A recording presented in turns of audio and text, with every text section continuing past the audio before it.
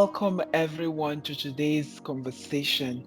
It's really nice to have this wonderful panel here today to engage in this conversation on entrepreneurship. Throughout the month of April, we have been discussing entrepreneurship, and I have been truly blessed. And it's such an honor to have you all join me here. My name is Chupunonso, and I live in Canada. I'm a senior research associate with Gilead Sciences. And today we'll be talking about entrepreneurship. Can I get everyone to please introduce themselves? All right, I'll get started. So my name is Peter Isesele, and I'm a PhD student at the University of Beda, and I'm also an educational consultant as well. It's very nice to be here. Thank you, Um, Peter. my name is Joel Omage. I'm a research assistant at Vanderbilt University Medical Center, and I live in the United States. Yeah, I'm very excited to be here too. Yeah, my name is Taiwo Kiedu. I'm a graduate student at the University of Alberta, Edmonton, Canada, to be precise. And I'm a public speaker, and I'm a sent word to the President of all nations, Captain of industries, leaders in every organization, and every individual on earth. Thank you. Oh, wow. Taiwo, that was a lot. It's an honor to have this wonderful panel to really have this engaging conversation. So, as I said earlier, this month we've been talking about entrepreneurship at the back end, and I've been truly blessed. And I want to see and hear from each and every one of you. What surprised you the most about entrepreneurship? Peter, did you want to get us started? Yeah, so one of the very striking thing that it's with entrepreneurship, it doesn't have to necessarily be a brand new something that people have never seen. It could be something that people already know and just improving upon it and leveraging upon it. So I think that was very, I usually used to think it has to be brand new, fresh from the moon. I think that was really very striking to me.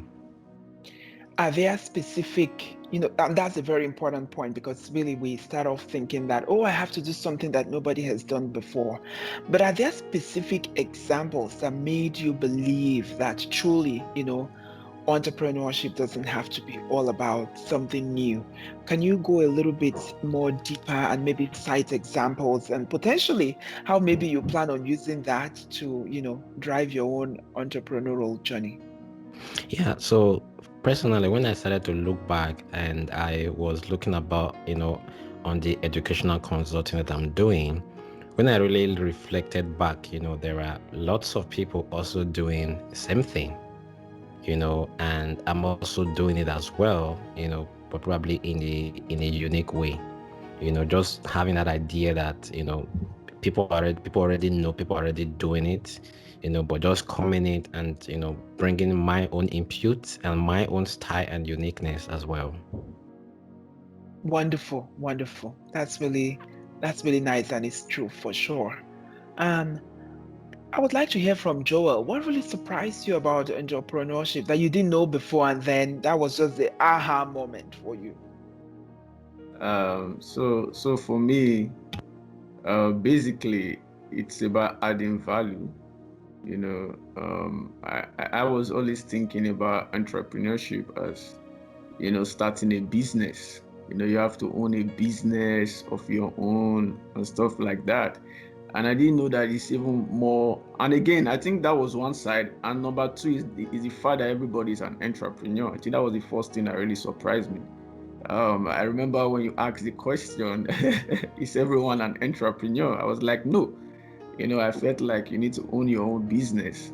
That was one. And with the fact that, yeah, since every one of us add value in one way or the other, we are entrepreneurs in our own right? So that was something that really fascinated me. Let's expand on that a little bit, Joel. So it surprised you to find out that everyone is an entrepreneur. Can Yeah. you dive deep into that to some of our audience who are probably like, oh, what does it mean? Right? Like entrepreneurs are people who own a business, that's a common say. So Can you further explain that and maybe give specific examples on what you mean by everyone being an entrepreneur? Yeah, so for example, Peter just said that he's an education consultant, right? In most people would think, oh, he doesn't probably have a business, but that is something is adding value to people. That is one thing. Of course, there are a lot of people who work, normal 9 to 5 job. That is also you adding value. There's something that your occupation, is getting from you. I mean, your job is enjoying from you. You're adding value. You're working. That is also a form of entrepreneurship as well. There are many people who have basic hand skills like tailoring, that is fashion designing, stuff like that. Even those who are not necessarily making money from it right now, it could be that you are a Sunday school teacher, in the church. That is also entrepreneurship. You are adding value. The only thing is that you just have to stay diligent, consistent, whatever you're doing. Eventually, the goal is to make money, but it doesn't have to be a business. Whatever you are doing and you are adding value, making impact in someone's life, you are an entrepreneur. That is what we are saying. I see. So the core point here is just making sure that you're adding value. And when you're adding value, what about the reward component? Because someone can add value and not necessarily be rewarded. Are there other ways that people can be rewarded, Joel? Yeah. One way you could be rewarded, just like someone said, or let's say it's a general statement that every teacher's reward is in heaven. you know so but the good thing is that you get this fulfillment that somebody is being blessed by what you're doing. Somebody's like, wow, thank God for this person, really impacted me so much. You get that joy, you get that fulfillment.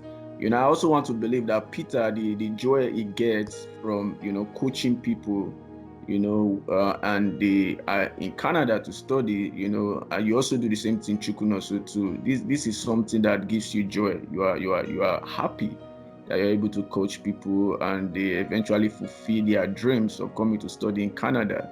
That is also a reward. It's not always necessarily financial. And when you continually do that, eventually you get the monetary rewards too, the financial reward. But there are so many other rewards you get too. And our service too in the house of God too, God pays us, both in kind and financially too eventually. So those are some of the reward we also get.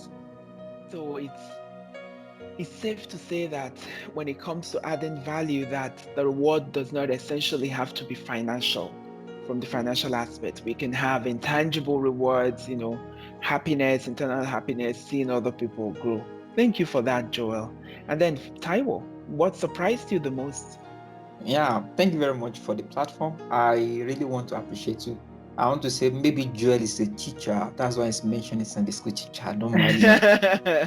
Yeah, and before I answer your question, if the only thing we could ever get in the kingdom of God is money, that means we are going to be the most frustrated people in the world.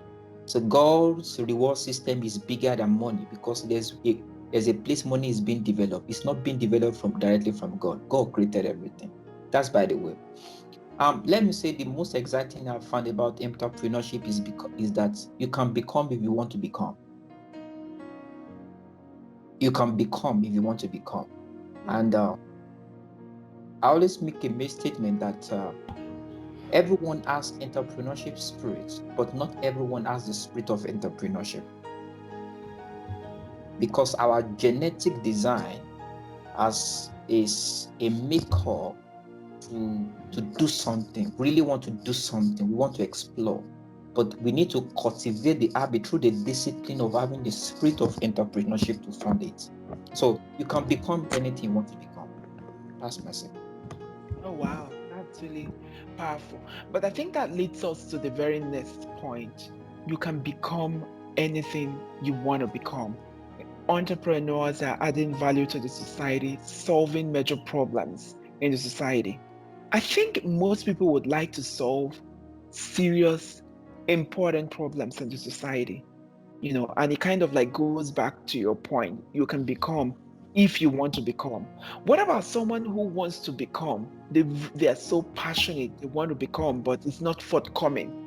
What are some of the challenges that, or some of the roadblocks that can prevent someone from truly becoming? Yes, they want to be, but there are certain roadblocks that are preventing them from getting there.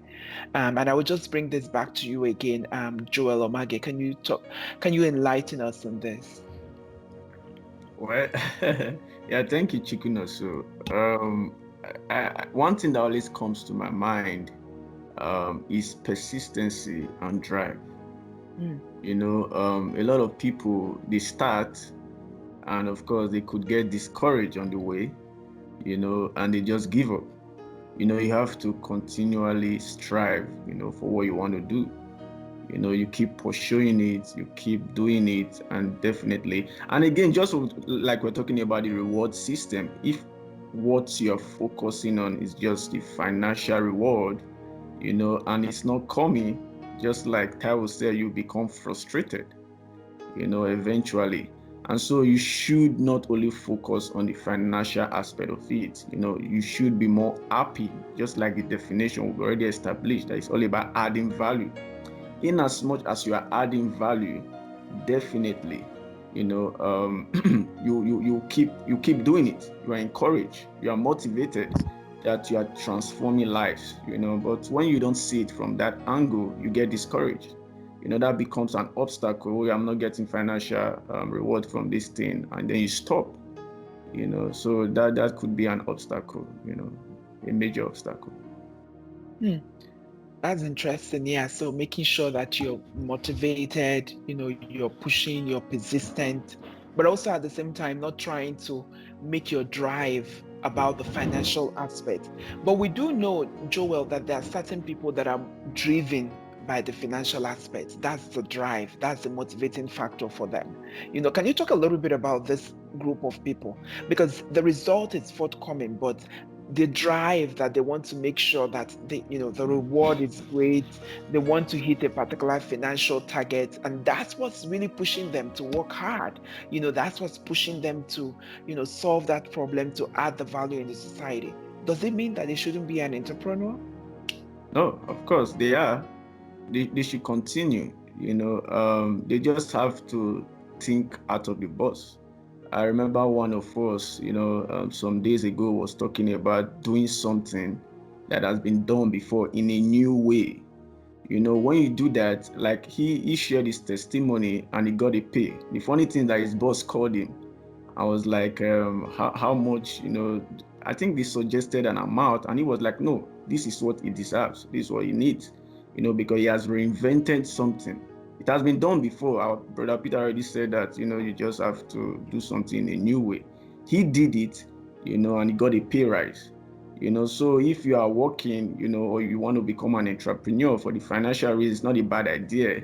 But you just got to, put in more work, try to reinvent things, keep working, looking for opportunities to add value. Look at, oh, this is the existing maybe stuff going on. This is an existing product. How can I rebrand this product? Make it more valuable, and then you make money. And of course, it takes time too. People need to understand that this thing takes time. It's not a one day. First of all, you keep adding value. That should always be your mindset. I want to add value, and definitely, that monetary reward should also be in the back of your mind. You don't want to just do things, and the Bible says a laborer is deserving of his wages. So they are not doing the wrong thing if they are looking for financial reward.